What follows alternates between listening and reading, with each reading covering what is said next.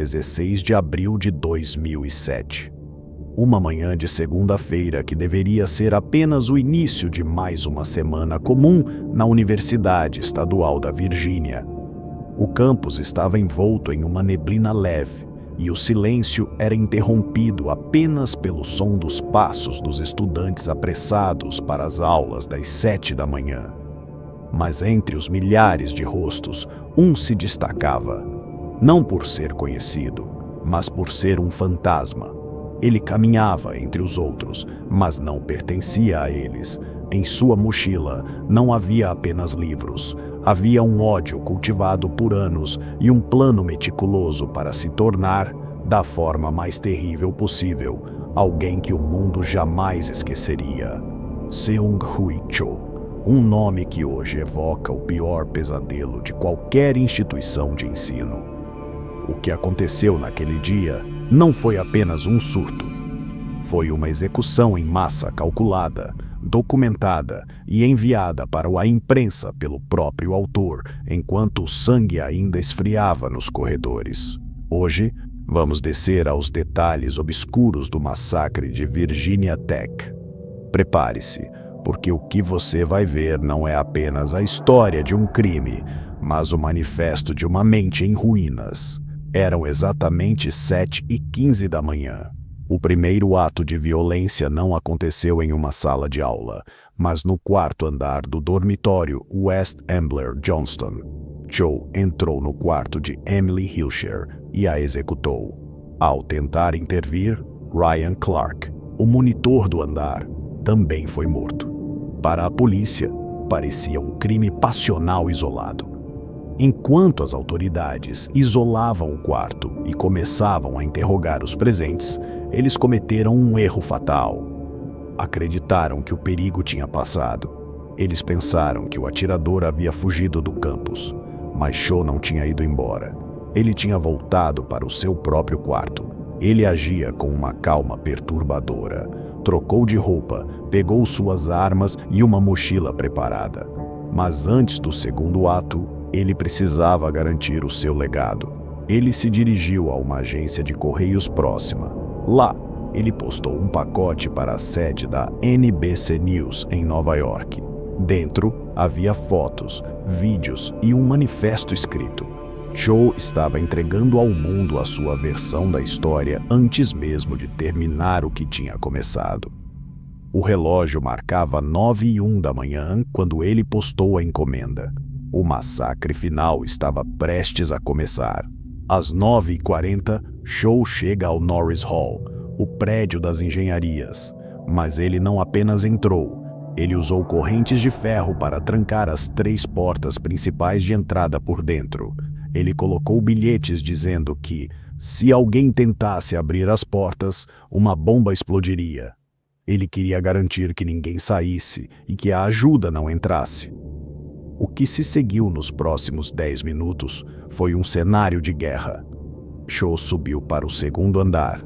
Ele não gritava, ele não dizia nada, apenas abria as portas e disparava. Na sala 206, ele entrou e disparou contra o professor e os alunos. Na sala 211, foi onde o horror foi maior. Cho entrou várias vezes nesta mesma sala, caminhando entre os corpos e atirando novamente em quem parecia estar vivo. Histórias de heróis surgiram em meio ao caos. O professor Liviu Libresco, um sobrevivente do Holocausto de 76 anos, usou o próprio corpo para segurar a porta da sala 204, enquanto seus alunos pulavam pelas janelas. Ele salvou quase todos, mas não sobreviveu para ver o fim do dia. No corredor, o som de tiros era constante. Estudantes em outras salas usaram mesas e cadeiras para bloquear as portas. Cho tentava empurrar, disparava através da madeira e, quando percebia que não conseguiria entrar, passava para a próxima porta. No total, ele disparou mais de 170 tiros em menos de 10 minutos. Quando a polícia finalmente conseguiu romper as correntes e invadir o Norris Hall, o som dos tiros cessou. Ao entrarem na sala 211, encontraram o corpo do atirador entre as suas vítimas. Cho havia tirado a própria vida com um tiro na cabeça assim que percebeu que o cerco havia fechado. O saldo era devastador: 32 inocentes mortos. O maior massacre por um único atirador na história dos Estados Unidos até aquele momento. 2 dias depois, o pacote de Cho chegou à NBC. O mundo viu as imagens que ele mesmo produziu, fotos dele posando como um soldado de um exército inexistente. Em seus vídeos, ele falava de forma desconexa sobre mártires como Eric e Dylan, os atiradores de Columbine. Ele se via como um vingador dos oprimidos, mas suas ações mostraram apenas um jovem profundamente perturbado que recusou todas as chances de ajuda que recebeu ao longo dos anos. A investigação revelou que Cho tinha um histórico de mutismo seletivo e depressão grave, mas as falhas no sistema de saúde mental e nas leis de compra de armas permitiram que ele acumulasse um arsenal legalmente. Virginia Tech mudou tudo. Mudou a forma como as universidades alertam seus alunos. Hoje, muitos sistemas de alertas por SMS em faculdades nasceram das falhas daquela manhã. Mudou a forma como olhamos para a saúde mental nas escolas, mas as cicatrizes de Blacksburg nunca fecharam completamente. Para cada um dos 32 nomes gravados nas pedras de Rockstone, existe uma história que foi interrompida de forma brutal.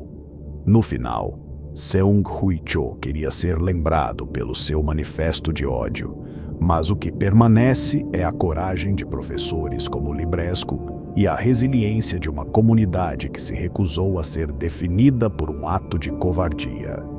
Não esqueça de se inscrever no canal Vestígios Letais e ativar as notificações. Histórias como essa nos lembram da fragilidade da vida e da importância de estarmos atentos aos sinais ao nosso redor. Eu sou seu narrador, e este foi o registro de mais um vestígio letal da nossa história. Até o próximo caso.